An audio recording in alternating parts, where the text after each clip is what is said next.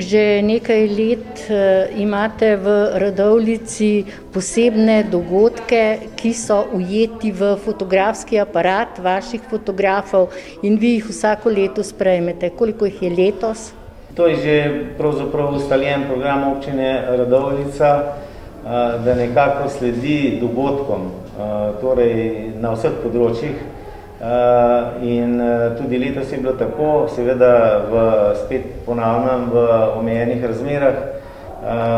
Danes bomo podelili priznanja, seveda je ta priznanja ocenila in določila posebna komisija, ki je tudi strokovna in tudi v preteklosti ni bilo nobenih pritožb, kar se tega tiče, in sem prepričan, da tudi letos ne bo tako. Mogoče lahko samo še povem, da glede na omenjene gradnje, torej železniške proge in pa ostalih gradbenih posegov, imamo pa letos prav to temo in se mi zdi, da bo to zgodovinska, ker to je enkraten dogodek za lepo število let in opažam, da ljudje zelo fotografirajo na tem odseku, torej od Podnarta do Lesc, in bojo zanimivi posnetki, ker gradnja poteka in se potem tudi vse stvari beležijo, spreminjajo z potekom gradnje. Vsako leto sodelujete pri določenih dogodkih, vaše fotografsko društvo, in potem predstavite oziroma na natečaju najboljše fotografije. Kakšna je bila letošnja tema? Letošnjo temo smo imeli poleg tega, ki je vsako letno, to so dogodki v občini, celi občini Radovljica, potem sprememben v naravi oziroma v mestu, gradbene spremembe ali kaj drugega, kaj novega, kar se naredi, ali nekaj, kar se spremeni. Dodatna tema je bila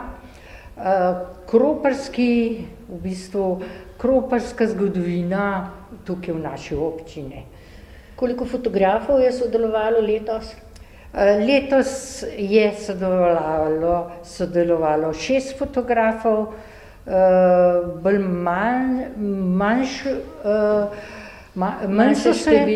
manjše število, zaradi tega, ker se pravim, zdaj tale COVID-19 je majčkeno vse zmanjšal, manj ni bilo vseh dogodkov in tudi ljudje smo se bolj doma držali. Kdaj vi najpogosteje ujamete kakšen posnetek fotografije? Je to v jutranjem času, je to popoldne? Ja, zdaj najboljše dopoldne, bolj proti jutra ali pa popoldne, bolj pozno, je najboljše fotografirati, vendar dogodki se navadno dogajajo sredi dneva ali po zaprtih prostorih tudi. Pač se temu prilagodiš kot fotograf. Koliko vaših fotografskih posnetkov je prispelo letos na natečaj? Jaz sem dala maksimalno, in sicer z 10 dogodkov plus 6 kroparskih detajlov. In kaj ste najpogosteje ujeli v objektiv? Največ take, recimo otvoritev kolesarskih parkiranja oziroma izposoja koles, pa izlet kolesarski, ki je bil poleg tega.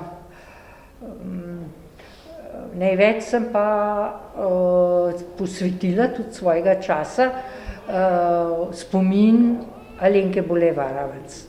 In kaj vam pomeni današnjo priznanje, ki ga boste dobili? Ja, to seveda veste, da fotograf je zmeraj vesel, če je žiriji ali pa ljudem všeč njegova fotografija. Hvala lepa in čestitke. Hvala lepa vam.